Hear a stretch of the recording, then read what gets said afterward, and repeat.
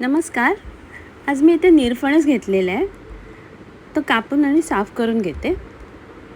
2 तुकडे करून घेतलेले आहेत. आता बाहेरचं साल काढून घेते. अशा प्रकारे साल काढून झालेलं आहे. आता त्याच्यामधली माव काढून घेते. अशा प्रकारे माव काढून झालेली आहे. आता काप करण्यासाठी कापून घेते.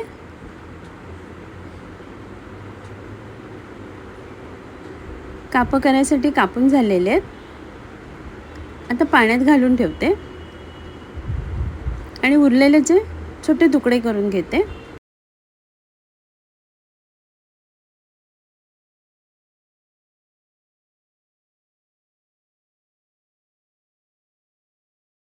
आणि इथे जरा मोठे तुकडे करून घेतलेले आहेत आणि काप घेतलेले आहेत कापून. कढईत तेल घेतलेले आहे. त्यात एक कांदा उभा चिरलेला लालसर होईपर्यंत परतून घेते. कांदा लालसर झाल्यावर ओलं खोबरं घालते आणि दोन्ही एकत्र भाजून घेते. इथे निरफणसाचे मोठे तुकडे करून घेतलेले कढईत घेते काढून आणि पाणी घालून थोडंसं मीठ घालते आणि झाकण लावून शिजायला ठेवते. 10 मिनिटांनी झाकण काढलेलं आहे.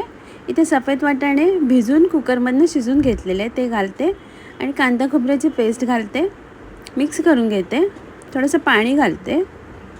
गरम मसाला आणि हळद, एक टोमॅटो, हिरवी मिरची, चवीप्रमाणे मीठ आणि सगळं मिक्स करून घेते आणि छान उकळी काढून घेते. वरून कोथिंबीर घालते. कढई खाली उतरून ठेवलेली आहे. त्याला आता वरून फोडणी घालते. तेल घेतलेलं आहे. त्यात राई, हिंग आणि कढीपत्त्याची वरून फोडणी देते. निरफणसाचं तोंडाक तयार आहे. इथे कढईमध्ये एक छोटी वाटी मुगाची डाळ घेतलेली आहे.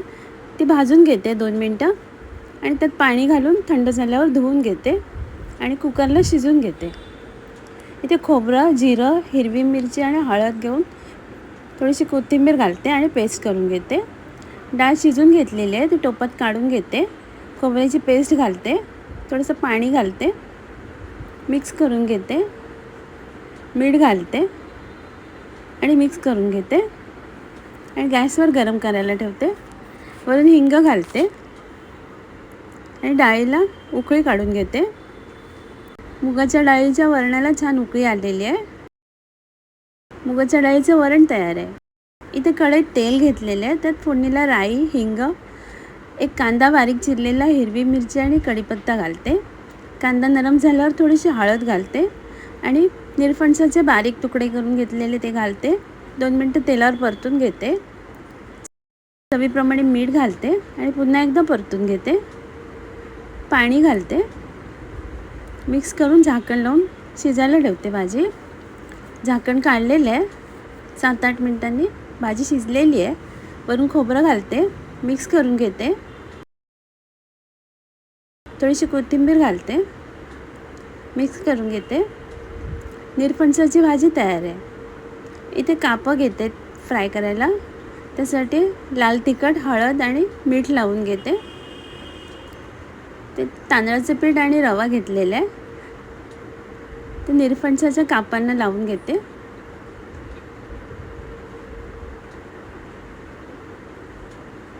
पॅनमध्ये तेल गरम करायला ठेवलेलं आहे. त्यात कापं फ्राय करायला ठेवते आणि झाकण लावून कापं शिजायला ठेवते. झाकण काढलेलं आहे. 3-4 मिनिटांनी आता दुसऱ्या बाजूने फ्राय करून घेते.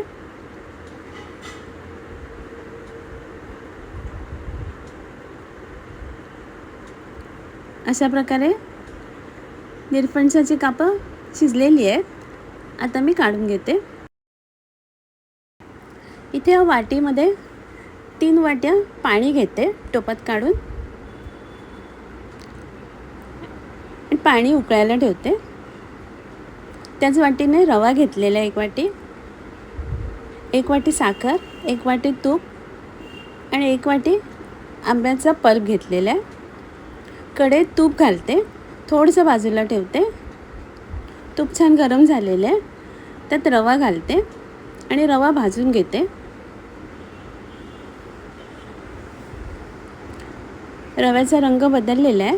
किंचित मीठ घालते. मनुका आणि चारोळी घालते. पिस्ता बारीक कापून ठेवलेले घालते आणि भाजून घेते. मनुके फुललेले आहेत. आता उकळतं पाणी घालते. थोडं थोडं घालते, नाही तर वाफ येईल हातावर. आणि मिक्स करून घेते. अशा प्रकारे पाणी ओतून झालेलं आहे रव्यामध्ये आणि झाकण लावून शिजायला ठेवते. 3-4 मिनिटांनी झाकण काढलेलं आहे. आता रवा मिक्स करून घेते.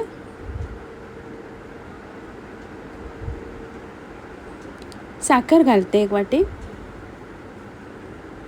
मिक्स करून घेते आणि झाकण लावते. 3-4 मिनिटांनी झाकण काढलेलं आहे. साखर वितळलेली आहे. पुन्हा झाकण लावून घेते. झाकण काढलेलं आहे. रवा मिक्स करून घेते. 2 मोठे चमचे मिल्क पावडर घातलेली आहे. ती छान मिक्स करून घेते रव्यामध्ये. इथे आंब्याचा पल्प घालते 1 वाटी आणि तो पण रव्यामध्ये मिक्स करून घेते. केशर पाण्यात भिजवून ठेवलेलं ते घालते आणि मिक्स करून घेते. इथे आंब्याचा इसेन्स घालते 4-5 थेंब. मिक्स करून घेते. ते उरलेलं थोडंसं तूप घालते. मिक्स करून घेते छान आणि झाकण लावून घेते. 3-4 मिनिटांनी झाकण काढलेलं आहे. पुन्हा मिक्स करून घेते. रवा शिजून घेतलेला आहे. आंब्याचा शिरा तयार आहे. आता मी सर्व करते. आजचा व्हिडिओ पाहिल्याबद्दल खूप खूप धन्यवाद.